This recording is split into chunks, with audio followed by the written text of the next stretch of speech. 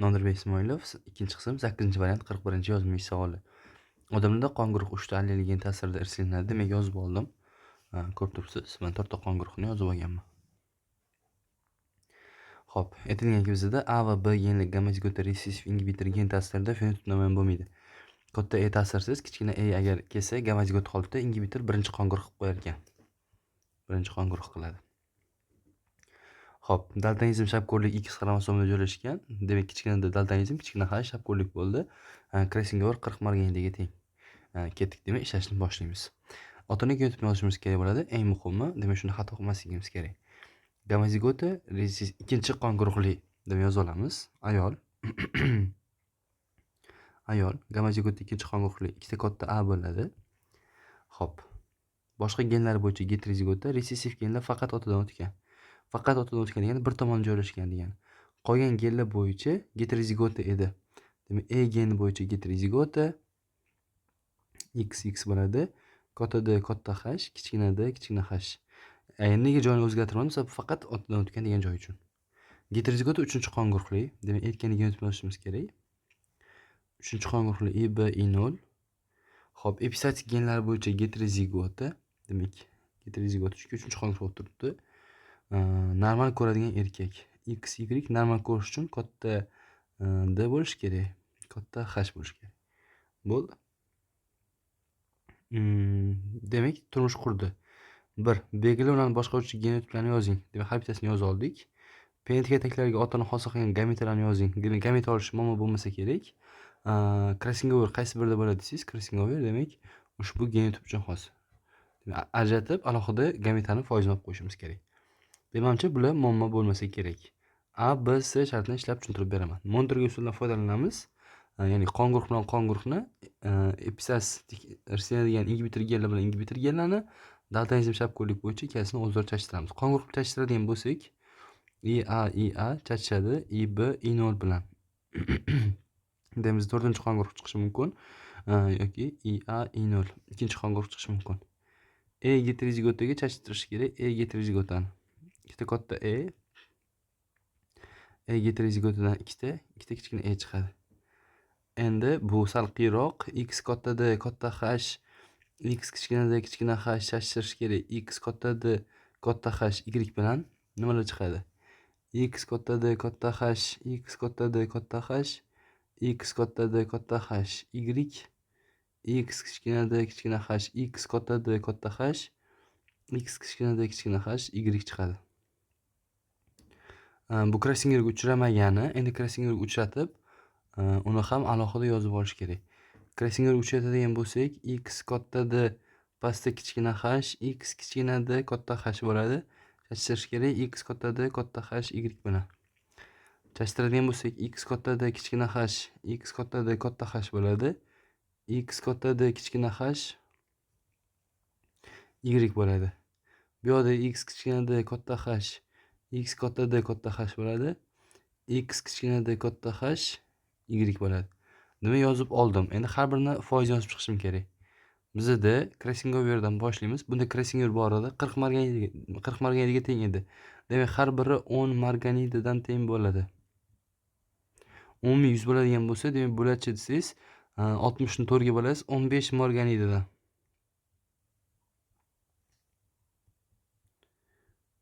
15 marganidadan teng.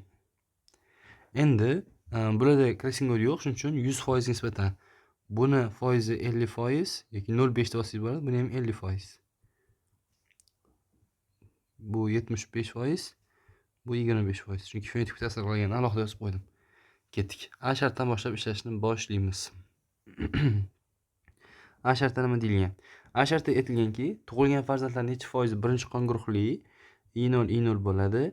Daltonizm bo'yicha kasal, shapko'rlik bo'yicha sog'lom. Daltonizm bo'yicha kasal bo'lish uchun kichkina D bo'lishi shart, shapko'rlik bo'yicha sog'lom bo'lish uchun katta H bo'lishi shart. Ketdik. Birinchi qon guruhli deyilgan. Nazariy jihatdan tug'ilgan farzandlar necha foizi? Demak, birinchi qon guruhli. Bizda bitta narsa bor. Xo'p.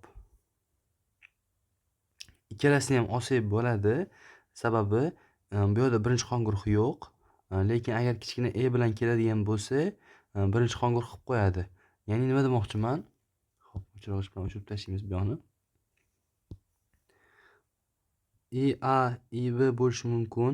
IA, I0 bo'lishi mumkin. Ikkita kichkina e ta'sirida birinchi qongur qolib ketadi. Shuning uchun umumiy 1 deb olamiz qongurlarni. Kichkina e ni 0.25 deb olamiz, ko'paytiramiz. Kichkina d katta h bo'lishi kerak. Katta d dan chiqarib tashlaymiz. Bu yerda kichkina d katta h yo'q umuman. Bu taraf qaraymiz, kichkina d katta h. Bitta bor ekan, 0,1 ga teng. Demizda 1 ko'paygan 0.25 ko'paygan 0.1 bo'ldi. 0.025 chiqadi. Foizda 2,5% bo'ladi. Bu A sharti edi. B shartini ishlaymiz. Tug'ilgan farzandlar necha foiz ikkinchi qonguruqli? Ikkinchi qonguruq bo'lish uchun A 0 bo'lishi kerak. Birinchi qonguruq bo'lmasligi uchun katta E bo'lishi kerak. Demak, daltonizm shapko'li bo'yicha kasal deyapti. Daltonizm bo'yicha kasal bo'lish uchun x kichkina d bo'lishi kerak. U bizada shapko'li bo'yicha ham kasal bo'lishi kerak. X kichkina d kichkina h bo'lishi kerak. Ketdik, ishlashni boshlaymiz. Demak, IA I0 dan bizda 0,5 ga teng. Katta E 0.75 ga teng. Ko'paytiramiz. X kichkina d, demak katta h.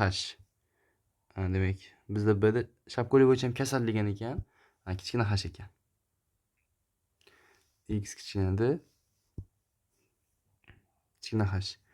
Buni topadigan bo'lsak, mana e'tibor bering. Bu yerda o'xshamaydi, bu yoqda o'xshamaydi, bu yoqda o'xshamaydi, chunki katta d bor. Bu yoqda o'xshaydi.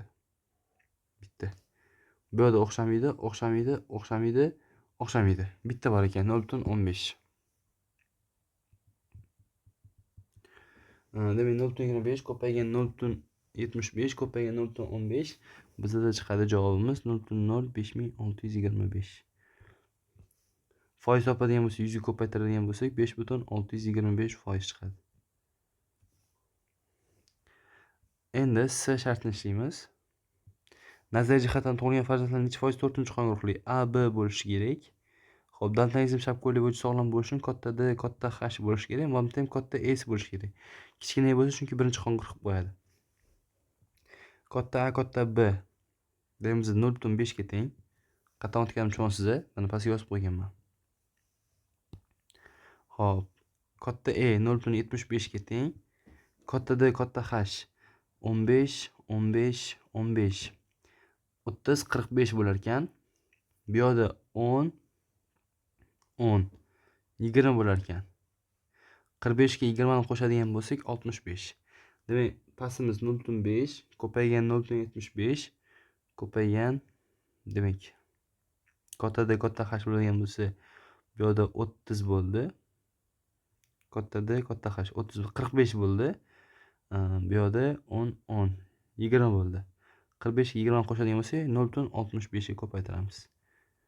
Qatdan kelgan tushundingiz-a? Demak, katta D, katta H bo'lganligi uchun buni oldik. Buni oldik. Buni oldik. Demak, ko'paytiradigan bo'lsak 0.5 ko'paygan 0.75 ko'paygan 0.65. Bizda javob chiqadi 0.2475. Endi buni foiz topadigan bo'lsak 24.375% chiqadi. Bizda hammasida demak foiz so'ralgan ekan. Demak, har bittasida foiz topib berdim. Menimcha pent qilish ham hech qanaqa muammo bo'lmaydi. Demak, bunda heterozigota bitta, ikkita. Bunda demak crossing-over borligi hisobiga ham 2 ni ikkinchisi 4 ta gameta chiqish kerak edi, 8 ta gameta chiqib ketadi, sababi crossing-over bor. Bu yoqda bitta heterozigota, ikkita, 3 ta heterozigota. Bu yoqda ham 8 ta gameta chiqadi. Demak, 64 talik pennet qilishingiz kerak bo'ladi. 64 talik pennet qiladigan bo'lsangiz, demak, ikkinchi topshiriq, uchinchi topshiriqni ham topish mumkin bo'ladi.